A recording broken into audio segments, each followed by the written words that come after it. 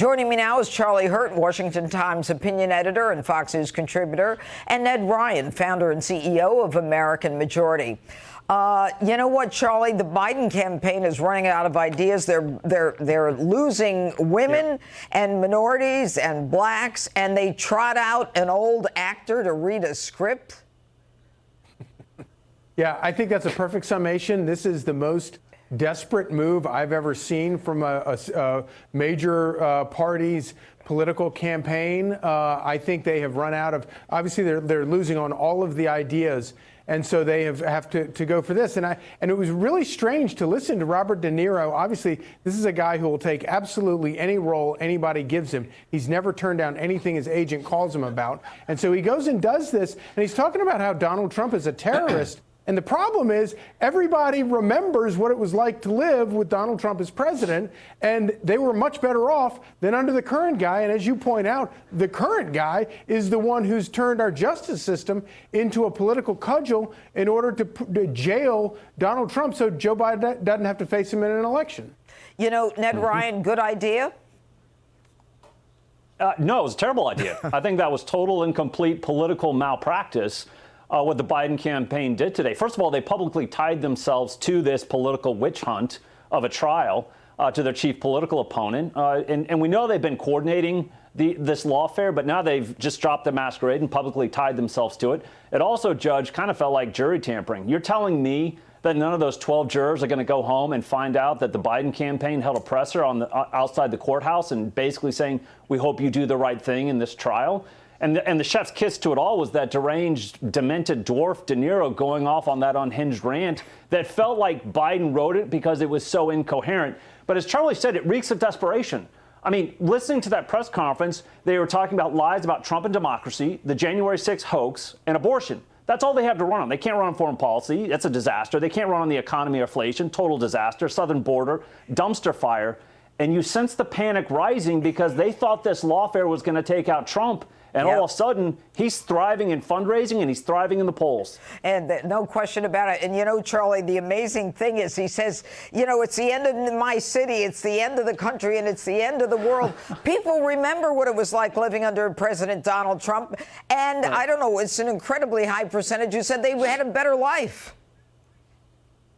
Yeah, and we're sitting here watching this incredible situation where you have the president who is obviously, as Ned points out, being harassed and kept in court during the campaign. But he takes the opportunity to go visit construction workers in Manhattan and conduct that amazing rally last week in the Bronx, where he gave one of the finest political speeches I've ever heard about a hopeful speech about the city of New York and about what these people have done to America and how you know, if a New Yorker can't fix this, nobody can. All right, Charlie and Ned, hold on. I want to bring in Laura Ingraham, host of the Ingraham Angle. She joins me now on the phone. Hello, Laura. I hear you're at an airport or on a plane somewhere. Yeah, 8 hours.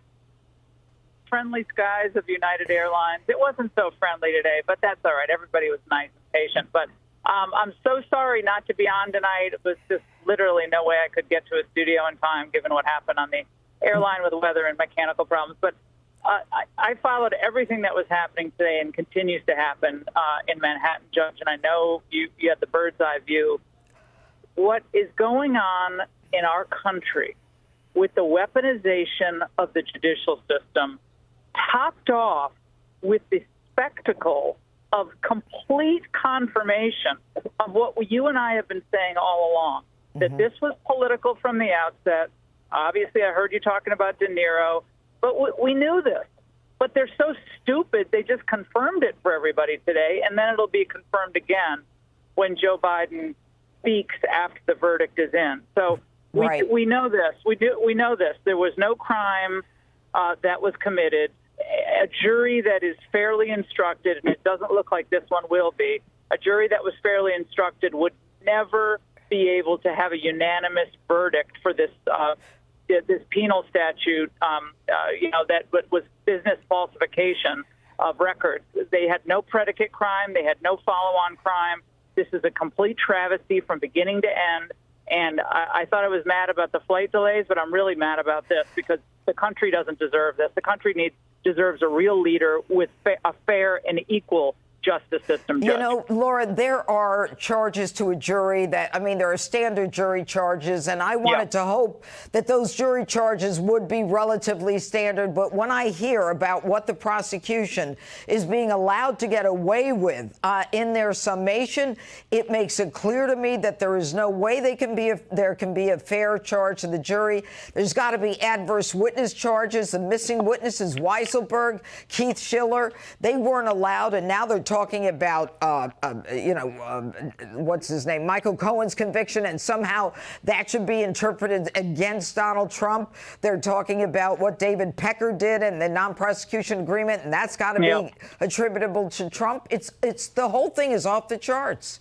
Well, the idea that the jury can be told, and it looks like, again, this is the way it's going to go, that you don't have to have a crime specified for the follow-on crime. It can be a crime generally understood to be a fraud upon America, or as I love this quote, that he hoodwinked America in 2016. Last time I checked in the New York Penal Code, the word hoodwinked wasn't in there, all right? So this entire process, it lays bare the fraud upon the judicial system that Alvin Bragg, Matthew Colangelo, Judge Merchan, and the entire prosecution team, which I include the judge in, has perpetrated on this country. And we're supposed to sit back as people and say, oh, isn't this great? The wheels of justice are turning. No, the wheels of justice aren't turning. The wheels of justice are running over the American people right now. And it's a complete fraud. It is a fraud, and apparently they're alleging the unlawfully influencing an election by suppressing stories. You and I both know that an NDA is not illegal, catch and kill is not illegal, and they showed how these cases were not catch and kill to begin with. And yet, you know, now the prosecution's up there identifying a crime that wasn't in the indictment, not in the bill of particulars, not in their opening statement. All of a sudden, they can say what they want after the defense has summed up. And the best of all, I think, is when the prosecution's arguing that you don't really have to believe Michael Cohen. You really don't have to believe everything that Cohen says because there's all this other evidence. What other evidence? What evidence? A photo with Keith Schiller?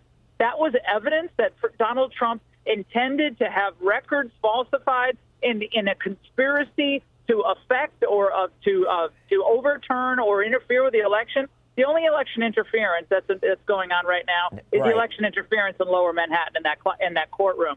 Judge Merchan's part of it, the prosecution's part of it, and as we saw today with the Biden henchmen sending Goodfellas down there, it's the Biden administration's been involved all along. So that's what America's facing right now in a court of law in Lower Manhattan, where some of the greatest cases have been argued, and some of the most incredibly talented prosecutors have argued cases. This is a total black mark on the entire Lower Manhattan courthouse and the district attorney's office in New York. Well, you know what? Alvin Bragg is an embarrassment to the greats like Hogan and Morgenthau, and it really is a sad commentary when you see him coming into the jury room or coming into the courtroom and trying to show himself in front of the jury like this is so important while violent crime is being ignored. Laura, thank you so much, and thank you to Charlie and Ned. Hey, Sean Hannity here. Hey, click here to subscribe to Fox News YouTube page and catch our hottest interviews and most compelling analysis. You will not get it anywhere else.